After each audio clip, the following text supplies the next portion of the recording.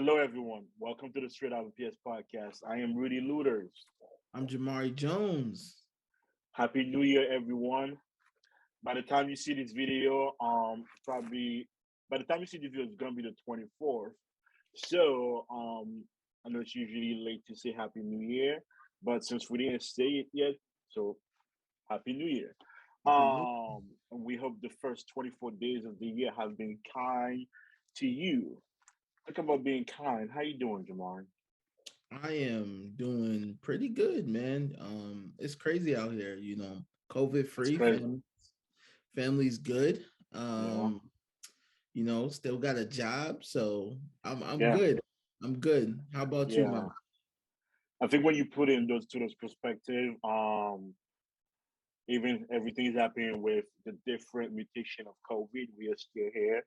We have yeah, a job, we have a roof overhead, we have food. right. It's cold outside, so we have roof. Yeah, and we have jobs. So it's we definitely it's blessed because we know not everyone since how long we been in COVID? It's Two about to years? be like 3 years. I don't even Yeah, know. yeah, I don't lost even know at count. this point. I mean, we're still in COVID, so we know that things have changed. For there has not been consistency has not been the same for everyone. So we Right. are blessed, and because we have this consistency in this part of our life, we are able to sit there and do this project together. So Right. we are happy and blessed. Yes, absolutely. But let's get into it. As always, we want to thank our listeners, our supporters, people that share our podcast or listen to us and, really care what we have to say and care about this platform. Thank you so much for sharing Yeah, this. I'm gonna- I'm Um, gonna, I'm gonna give a shout out because yes, we are sir. going into our first. We got well. Happy anniversary, Jamari. It's Happy 1 year ago anniversary. we dropped our first episode, so Yeah. um, it's been a privilege to learn with you to go on this project, and we are continuing learning as we trying to take this podcast to the next step and um, create a stronger and more politically engaged alumni community. But I wanted to take to say a shout out as we go into our second year in season three. We have I found out who our number one listener was. Who's So that? Angela Stokes, thank you Hey. for your support. Um thank you for listening to us. Thank you for reaching out and everything you do. We Yes. appreciate the support. Thank you.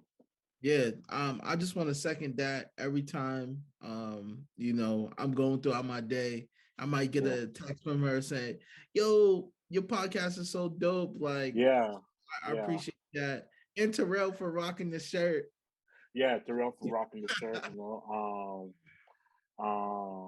Yeah, so we want to say thank you. We appreciate it. And everyone else who's been listening, sharing, we appreciate you too. Yeah. Uh yeah. As always, you can find us on all social media platforms, YouTube, Facebook, Twitter, and you can find our podcast on Apple Podcasts, Google Podcasts, Spotify. We are everywhere, everywhere, everywhere. So Everywhere, please, everywhere. please, please, please share our podcast. Subscribe, share, Yeah, all the above. We all of it. appreciate the support. Thank you, We bro. appreciate the support for Uh, real. and thank So you for thank being you in so this much. yeah, thank you for being in this journey with us and learning. Yeah. So now that we got the formalities out the way, we said Happy New Year. Season Let's three. get to it. Season 3, baby. There's been a lot going on within the school community, the BPS community. So let's get into the views on our latest news. Um, so Rudy, Yeah. it's been Jamar, it's been Jamar, Jamar. it's been quite the start to the new year. Yeah. Um, so as we get into it, we always talk about how we love students who are politically engaged, who are, aware of what's going around in their community, in their school Mm-hmm. system. So something happened in BPS where students had a walkout based on, you know, um, the safety conditions in school. Mm-hmm. Um, and I believe it was BLA, Boston Lion Academy, that this happened at. Also, it happened across, other schools and BPS, but it also has been happening across the United States as a whole. Yep. Uh, Students have been, you know, feeling like their voices are not being heard, and the safety conditions are not up to par. And one, I can contest to that. Some school buildings in Boston are just so old, which we talked about on this podcast, and Yep. don't really fit the safety conditions to keep not only students safe, but teachers as well. Even if masks are given, and our schools should have central air. Um, so I personally didn't mind, you know, students making it a like stepping up and saying, hey, we want more out of our school system. We want to go fully remote. We don't feel safe, and that's completely fine. I felt. I just think that is anyone listening? How are That's a good question. yeah? How Is are anyone?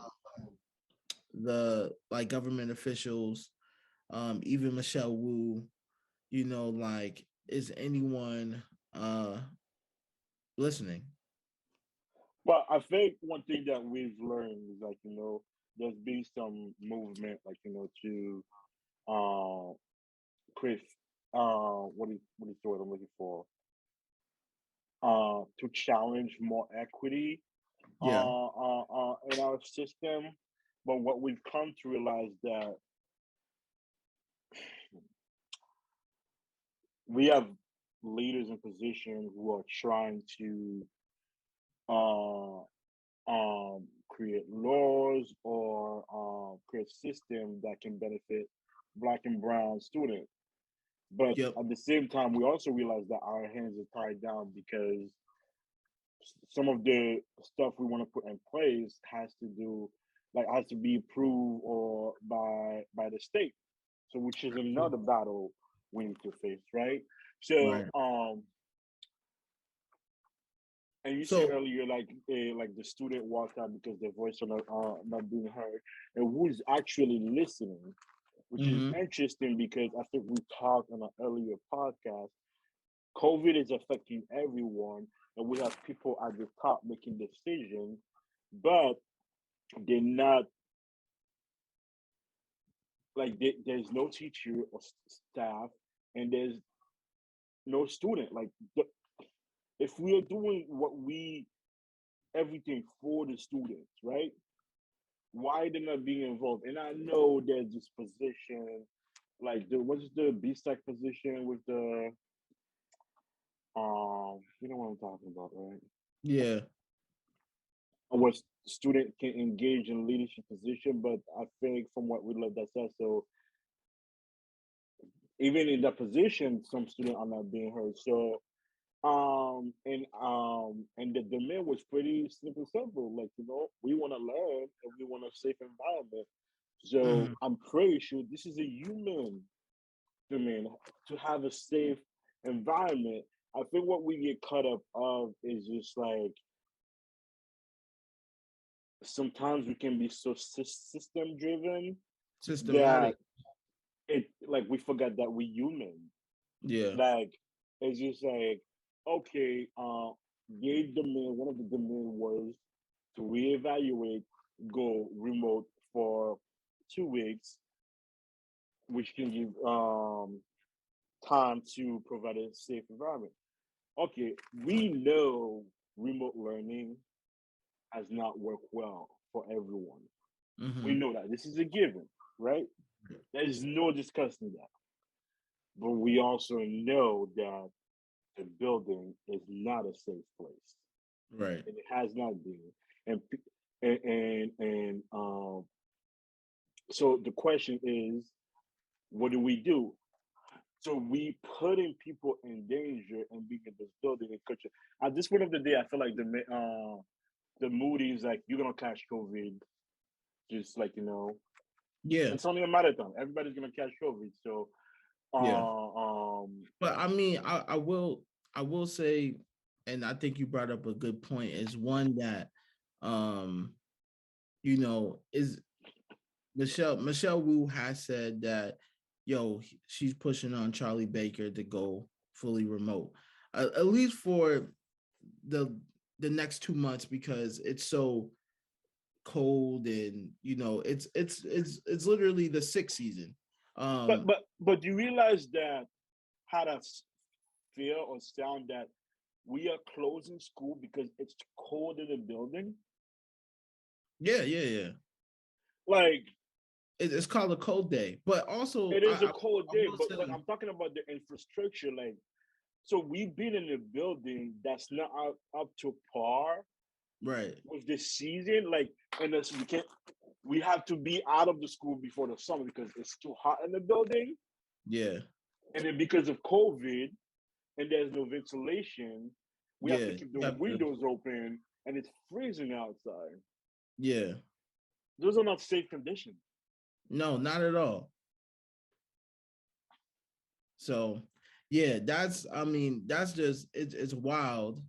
But there's also, with people getting sick, and another push for going at least hybrid or fully remote, is that so many staff, and that brings us to our next issue, is like so many staff and kids are out with COVID, or not in schools right now, that there's not a lot of learning going on in the place of teachers' absences.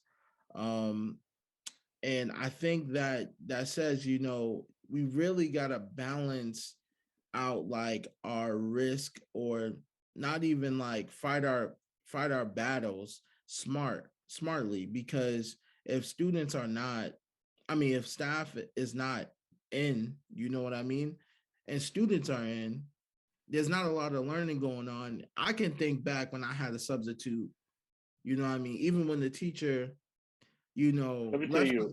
us. So you say there's not a lot of learning. Yeah. Um, I think the learning part has to do with more of the curriculum base uh, that we have, but I think I I I have a mean, little problem because we are all right now trying to survive this pandemic, right? And there's not a lot of emphasis, like mhm, like and we're gonna talk about the that like in one of the segment later, but I think the reason why you can say there's not a lot of learning is because students are not there, or there's not consistency in preparing for those tests. At the end of the day, it has to do with the me. test. It has to do with the test because you want the consistency in staff and students so they can be there to take those the MCAS, the tests that they like that our school are being measured or evaluated by. So if Hmm. students are not in school, they're not gonna be able to take the test.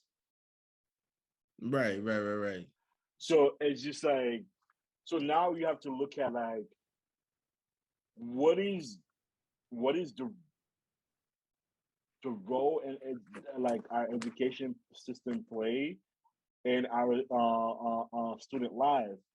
Like Hmm. because it goes back to because I've always say that education, like growing up, they say like if you want to get out of the social class you are in, you need to be educated, right? Hmm. I firmly agree with that, but I feel like when we talk about education, and our education system, it's more like we're not learning about like the memorization, the test taking, the stuff that is more like test taking based instead of like life skills. Like we are surviving in the COVID. Why is the focus not like being on surviving on an epidemic? Why we are so busy trying to figure out who's the to make sure our student memorize who the 17th president was, Mm, stuff like that. You know, right? So it's just like, and I hear like, oh, there's a lot of lesson learned, there's a lot of lesson lost, but it's a pandemic, right? yeah. And and and the reason why, also the reason why is because we're being compared to the private kids, because they still 2 years, they still pushing through and figure this still out. Their system is not in jeopardy, or like they have not had any miss. If they don't get it at school, they get it at home. So Yeah. it's the keeping apart in the school system. I think I have some problem because the pushing to be, I'm gonna say it again. The remote learning we know is not the best, but being in the building, not and that's not safe. It's also not the best. So what do we do? I say, I mean, I know what I would do. What I would mean, you do? I would go for a hybrid type of model, um, at least for now. I believe that worked. Um, I mean, it didn't work like the best, but it provided some relief for some staff and students, um, to have that kind of relaxation away from the building and in the confines of the home. But also, there's some kids, since I work in the school system, there's some kids that need to be in that building, that need to be like, need the school to be open and for them to come to have that away from like that home life. So I'm kind of in the middle where like Yeah, I support a hybrid model. Even for me, like being at home all the time, I would just go into the school building and work remotely because I just needed to get out the house. yeah, So even if it was like 1 or 2 days in the school building, or that safely, and we're actually cleaning the building and sanitizing, that would be great. But I think it would mitigate some of the concerns a little bit, at least for now. it would, because some students did thrive Yeah, remotely and some students did not. So identifying who those students are and create a plan for them, that would yeah. work. That, yeah, that could be, um yeah. But also I want to, so like, if you think about it, like I feel like in a sense educators, like, when you look at like the role of education, and like, the teachers, that sometimes it can be feel like educators are babysitters, like, Hmm. like, like we live in capitalism. We need parents to be working, and we do not have, and if kids are home, parents cannot go to work, and that's where, universal healthcare, or not universal healthcare, what am I looking for? It's like universal schooling, or Yeah, so parents, like, because the price of those childcares are high, so like supporting parents in those ways could be big, and not just like, because if school is not open, then parent can go to work. So now it feels like educators are just educators are just educators are just babysitters. Yeah. No, I definitely feel that. I think especially what's happening right now with like again with COVID and teachers being out and you might not have a sub in because there's also a sub shortage. So a teacher will have to watch another class. So like it's kind of like, oh, I'm just sitting here. I teach like math, but I'm watching a history class.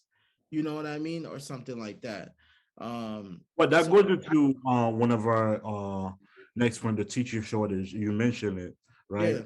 yeah. So because of everything happening, we having less teachers around, Yep. and now and that ties into like now as our educators babysitters, because if they can easily picture this, the emphasis is on learning loss, right? You Yep. stated that even when there's a sub, you weren't really learning anything, right? So you are replaced. So the teachers are leaving. You replacing the teachers by um a sub. Like people are subbing to are these can like what is it guaranteed that the student are learning the exact thing they needed to learn when the teacher was there? So it just becomes like you sub into babysit, right? Mm-hmm. Like, and So that's why, like we started to prioritize themselves because they're not being heard. yeah.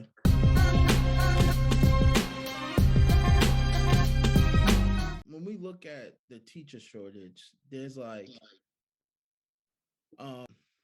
levels to it, right? There's one is like some teachers feel like the some teachers feel like BPS is not doing enough. So they're like, forget it. I'm not coming back. And this is just globe like Yeah. across the nation. Not just BPS, but across the nation. And then there's other teachers like, you know, um, there's other teachers saying, you know what? This is not for me. Like this year's too hard. I'm gonna retire or I'm just going somewhere else. And Yeah. then we got the vaccine mandate, Yeah. which is like if you're not vaccinated, you let go. So All then right. So how yeah, do you feel about this vaccine mandate since you brought it up, right? right. So like those are like the hard three right now. But if we want to move to the vaccine mandate, like one of my admin leaders at the school, um, and we were talking about it, and you know, I felt the same like him, where part of me was all like, just get vaccinated. But Yeah.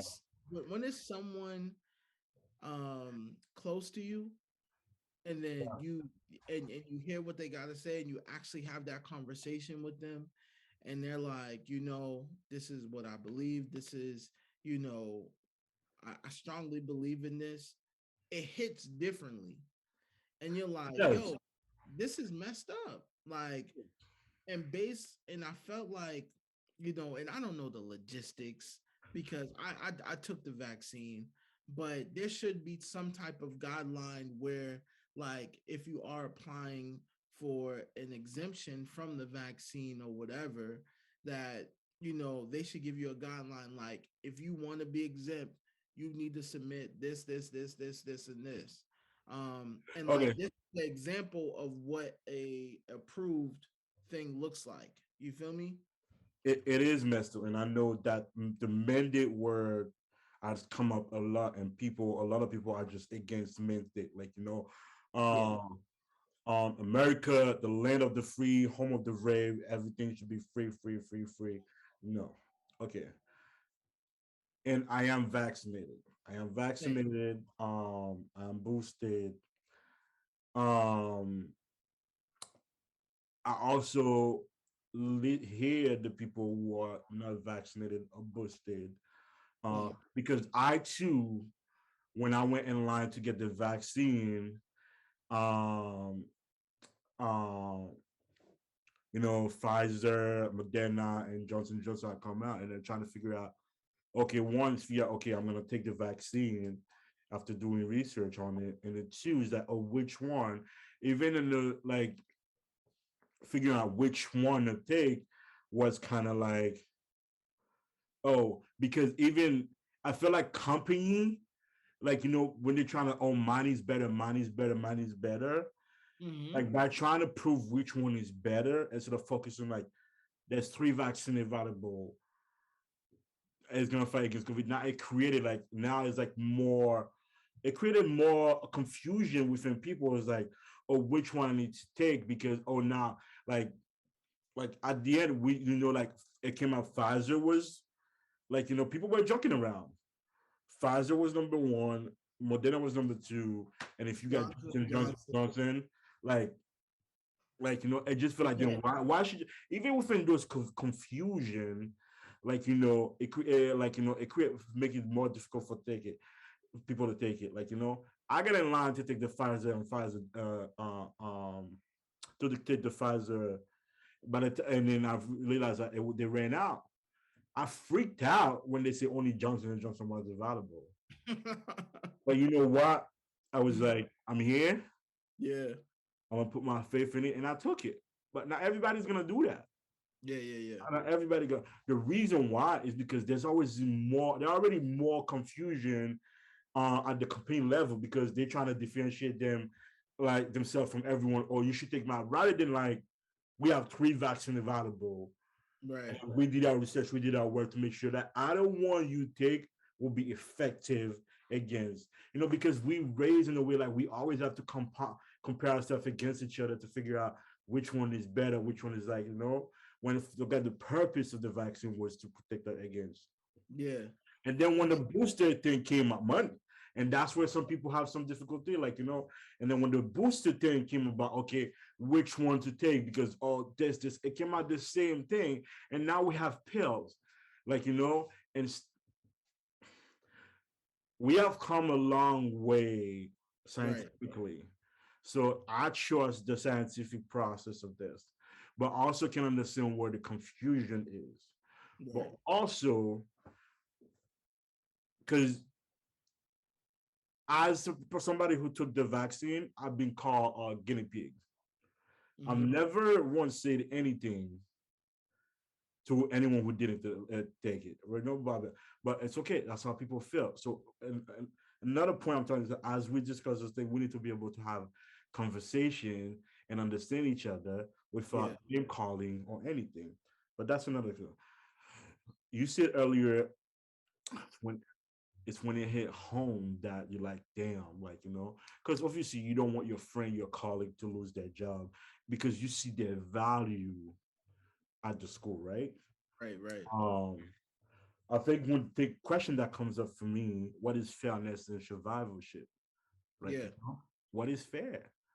Like, right. And I think with that, right, I feel as though like to tell someone, yo, you're not gonna be able to provide for your family because you don't believe in the vaccine. I internally that makes me feel like it's wrong, bro. Like I'm just like I understand you have to keep the school safe and like all that other stuff, but what they also don't talk about is like one, once there's enough people that have taken the vaccine, like the there herd can, immunity, yeah, yeah. yes, there can be a little percentage of people that don't, and it will be fine. You feel me? So, Again, I'm but gonna put the question what is fairness because the vaccine we all seen multiple movie like where those viruses yeah, mutate evolve. yep, Like what will we have? Omicron, Omarion, whatever you want to call it, Michael Jackson, Deltacron, Fluke, whatever. And yeah, they keep mutating right, because the vaccine is gonna keep evolving. No, not the vaccine. The virus is gonna keep evolving and everything. right, So I hear you. Like so, I want like and I empathize for those people. I don't want no one to lose their job because I am just operating in a sense of like trying to understand because this is survivorship because you know people who haven't been vaccinated. I know, but I know so even if I'm vaccinated, I would trust myself to be around the people I know who have not been vaccinated because I know how they go about their way. Yes. But would you say that for other people who don't know who have been vaccinated? Um, I really can't. I You really like can't. I can't if I don't know you. I really can't say if you practice you know Yeah. all the safety precautions. But Oh, I will say if you're in my inner circle and I know you're not vaccinated, like I know that you're practicing safety.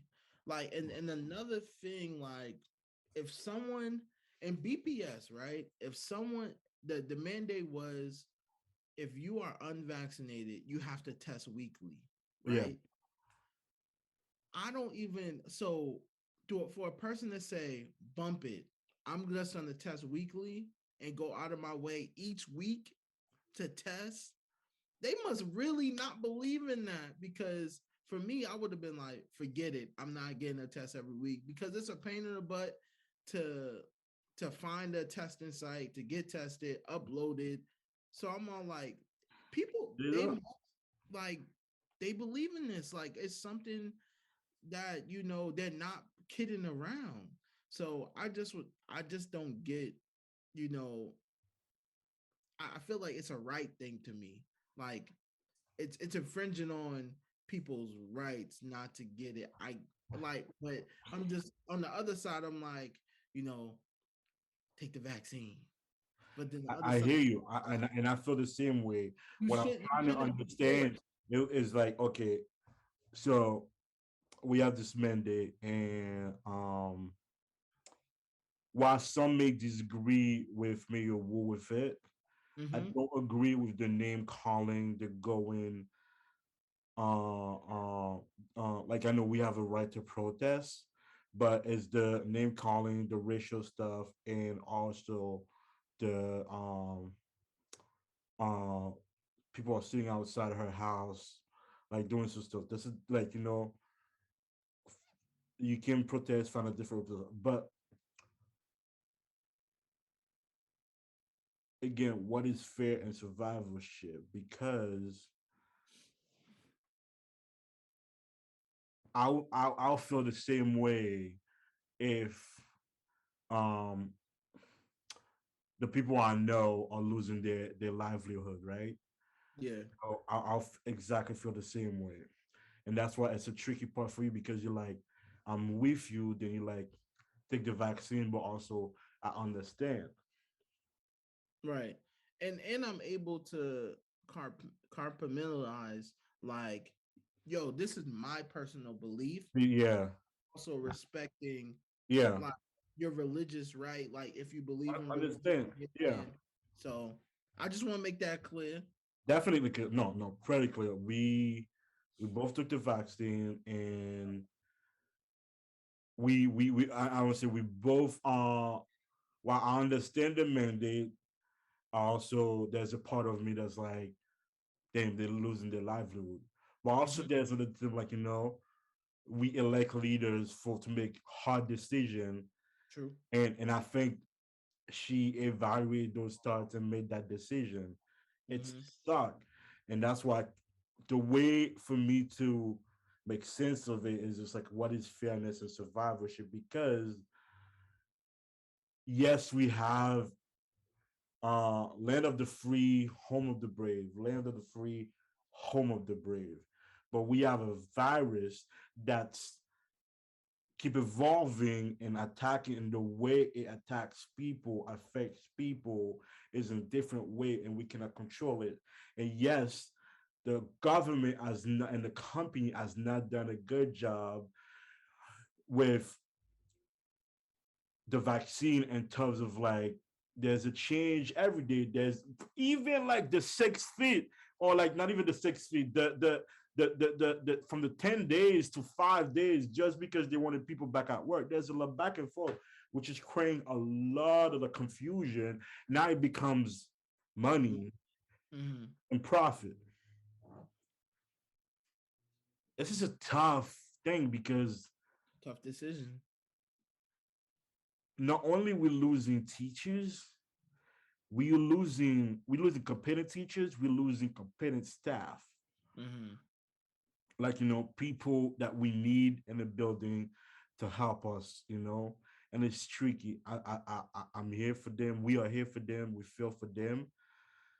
Can I And say one more thing, bro? go ahead. So when creating this mandate, you had to know some people were going to get fired or let go from in the school system, right? You already see that we're struggling. So you have this mandate. People are not going to comply or say, forget it, I'm leaving. So we're losing even more people in a pandemic in a time that we really need to band together. I'm just like, bro, does anyone care about the school system right now? I Because we hear you. have to, we're struggling to hire Yeah. hire teachers. Because you have to hire people who are vaccinated. You are hired people, like, and that's why. So when we go back to the teacher shortage, para shortage, and people like subbing in, because Mhm. I feel like the emphasis now becomes let's put somebody in the room with those kids. That's why I asked you, what is the state of our education right now? Like, Yeah. and it's clearly seen that like teachers, educators are just babysitters, you Yeah. know. But at the same time, I hear you with the mandate, and although I disagree with it, I understand it, because by Mhm. putting that mandate in, and people may disagree with me, but and respectfully, I Go ahead, say it. I feel like, and you talk about the herd immunity, the stuff like, the more people, like, and I say we know the people we are talking, but there's some people, I hear them why they're not taking the vaccine, and I'm like, bro, for real? Yeah, yeah. There are some Like, people for with real? unvalid For reasons. real? Yeah. Like, for real. And and where I put more blame is that, because if there wasn't all this confusion in the vaccine, we would have had more people taking the vaccine. And this mandate, there there was a lot of people who before the mandate did not take the vaccine have taken it now. Yeah. Yeah, yeah, yeah. Have they have? I am hope, like, my goal would be like, not my goal. My hope would be like, if the people who are for religious reason or like medical reason cannot take it, I'll find a way to work with them. Right. I'll find a way to That's work. all I'm asking. I'll find, because like you said, we are losing a lot of people, and those people are asset in our education, and they have been there. Right now, we feel like we even weaker in our system because they are not there.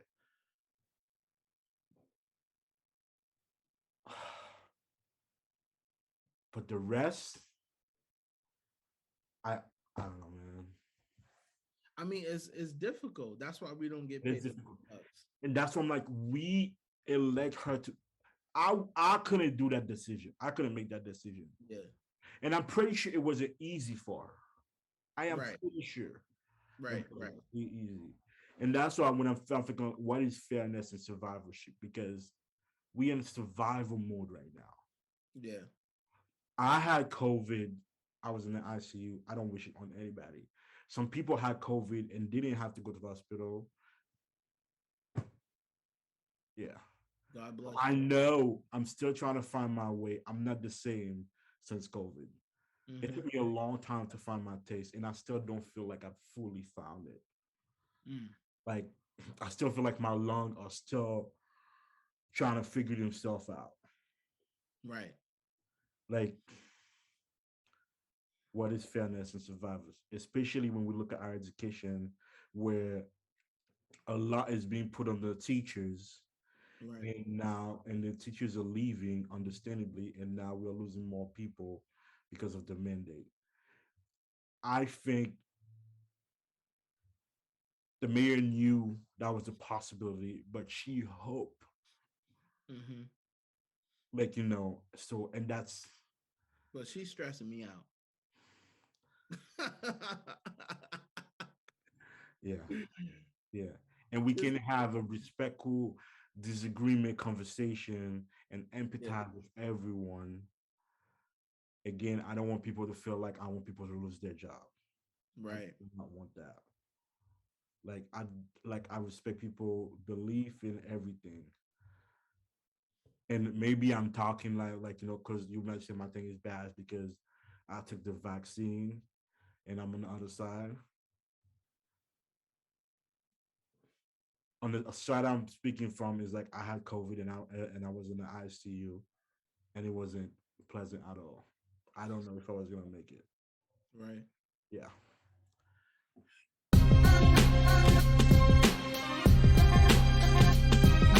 So one of the things we we wanted to bring up is the receivership. Yeah. So that was something that Rudy had you had brought to the table. Yeah. And Yeah. basically Go ahead. Go ahead. so basically the receivership is when a state could possibly take over a district. Um and then one of the things I found was in Massachusetts, chronically underperforming schools enter receivership when the commissioner appoints a new leader called a receiver who can be granted authority up to the powers of the superintendent and the school committee. So I will take that back. I think it's just like taking over a school from what I understand. Um, but they have, from reading that definition, they have the power to make decisions about the budget, about the hire and firing and the restructuring of the school. And one of the things, this is done by DESE, Department of Education, um, in Massachusetts. And there's been some talk about between Baker and I forget his name. His name is Jeffrey Riley. Jeffrey Riley. Yeah. Uh, and so Who's the education commissioner? yeah, educational commissioner. And so that means there could be, the end of talks about Massachusetts as a whole, like, or BPS as a whole, having a receivership. And this could affect everybody. So Um, yeah. So yeah, here's the thing. Um, is that the first time it's being brought up? It was brought up in 2020. yep. But the commissioner Jeffrey Riley wanted to give the superintendent a chance, Brenda Casillas. The re so and also in Massachusetts receivership what is Receivership. receivership has happened before. In Lawrence in 2011, after receivership, math tests rose sharply over the next 5 years, and and graduation rate went from 52% to 72%. Mm-hmm. So you see what the success of receivership was based on: test score and graduation rate. Mm-hmm. So I want to be clear, like we all want our student to graduate. We just voted on elected as Boston School Committee being elected, Yep. right? So you want to take that power away by putting our school system in receivership. Mm-hmm. I don't think we there yet. Yeah. I don't think. I think we need the people a chance to do the work. Yeah. It worked in Lawrence, yeah. But again, I'm gonna say one of the measures of success that they know they were successful is because test score rose. That's how our school being. we went through how many? Three superintendents in 4 years, four, Yeah. 4 and 7 years, right?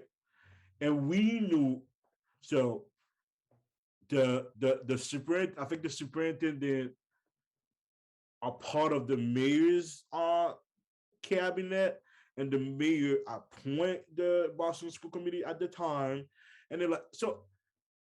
We were led by very mayor-led Boston community. Things are changing now. We're gonna be Yeah. able to elect the people of Boston have choose to take control of the school committee. We are here. We are here because we, as alumni, we want to create a more politically engaged and support the next generation. As Yeah. alumni, give us a chance. Give us a chance. I think. But also, like, they're judging us off of like the pandemic school years. So just like this is not real life. Like, I mean, it's real life, but like this is not how we are academically. Like the school, the learning gaps for our kids, for our schools are gonna be even wider now because of the I will say like the lack of learning and like us giving more time to students' mental health needs and family needs and everything. Like we want to make sure people are okay and kind of education is kind of taking a backseat a little bit.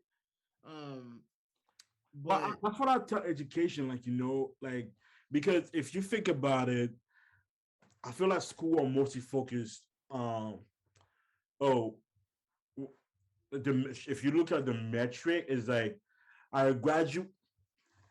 I think we need to analyze all those schools. Like we have a high percentage of students graduate, and then like we have test score. mhm, How many of those students after graduation are doing well in whatever post secondary they choose? mhm, Because you cannot measure success like from now to graduation. Like the question is, have you provide them enough resources like information and structure to live their life after high school? Because that's right, what school's supposed to be about. Right now right, we're in a pandemic and we are trying to figure out. There was no manual of the pandemic. Everybody's teachers and student educators are experiencing pandemic at the same time. Like test score shouldn't be the priority right now, right, and it should ever be because we're still focusing on memorizing a test score, and we know that memorizing for a test score has not equated to success after high school. mhm, And I feel like even think about to bring receivership again in this pandemic time, even after we just voted to elect the school committee, it's abysmal. right. Like I don't know, it's absurd. It is absurd. And I'm like, we need a chance. So we're gonna pay attention closely to this situation. We're gonna give our 2 cents. Yep, Let us know what you're thinking. But this is, it's you know, crazy. it is crazy. Yeah. Um, yeah, So, I mean, yeah, I hope we don't go that route. Um, because there's other things that we could be doing to help our school system besides doing a receivership. Let's try those first. So we'll be right back with our final thoughts on today's episode. Um, yeah, be right back.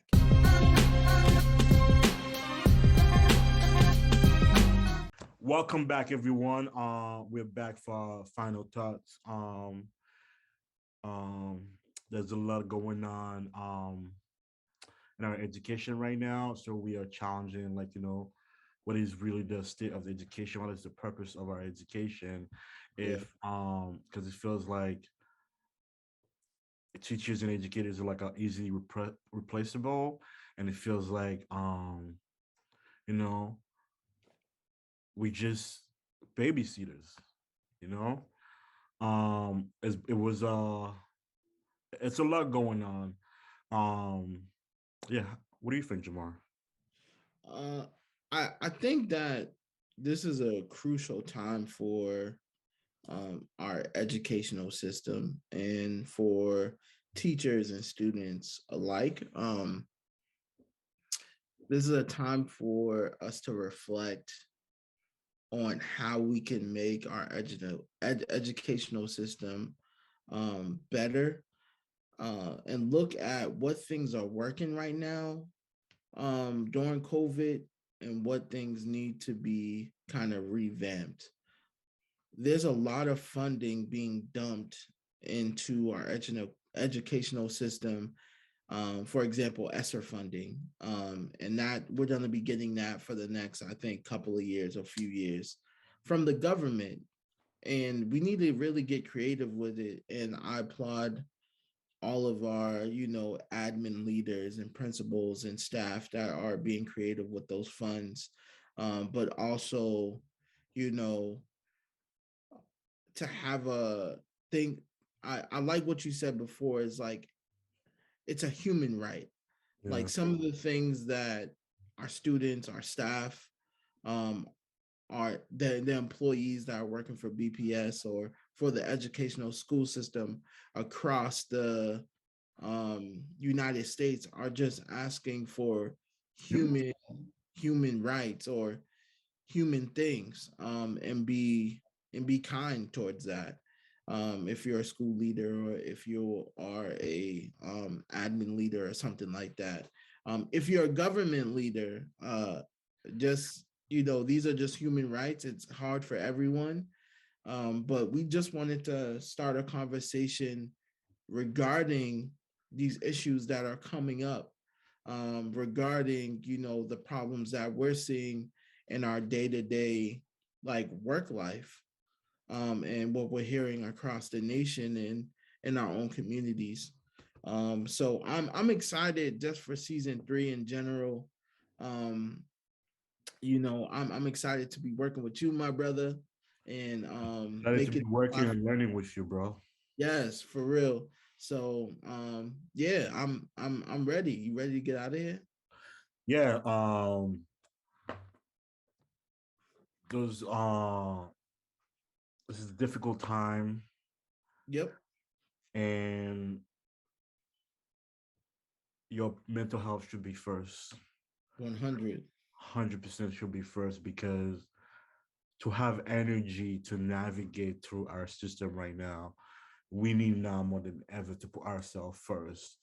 Um, I remember there was one time I wasn't like before COVID, I was not 100%, and I went to work, but I was still okay with, even though I felt like a shell of myself, and to do stuff just to be present. And my supervisor, I told him all the time, go home. If you're not 100%, if you don't have anything to give, if like, Pouring from an empty yeah, cup. yeah, you're putting from an empty cup. So it's just do take time to do what matters. What makes you happy. Um, take time to take care of yourself, rejoice, have fun. If you have a hobby, just do that because it's a lot right now, and we need to find ways. To disconnect ourselves and make sure we're grounded and okay.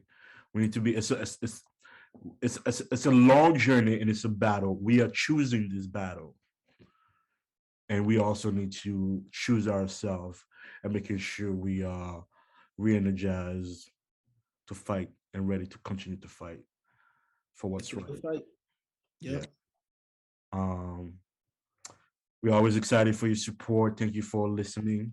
Yep. Thank you for your support. Thank you for learning with us and figuring out that you know, I want to be proud. I am proud to be a BPS alum, despite my school doesn't exist anymore. I am proud, Yeah. and I want to be more proud. Like Yeah.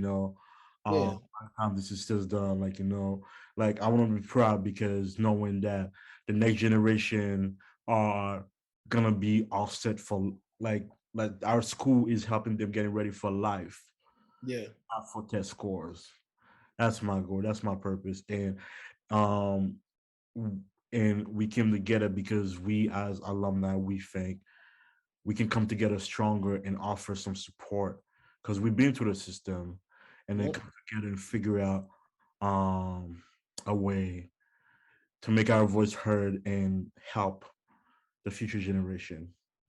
Yep.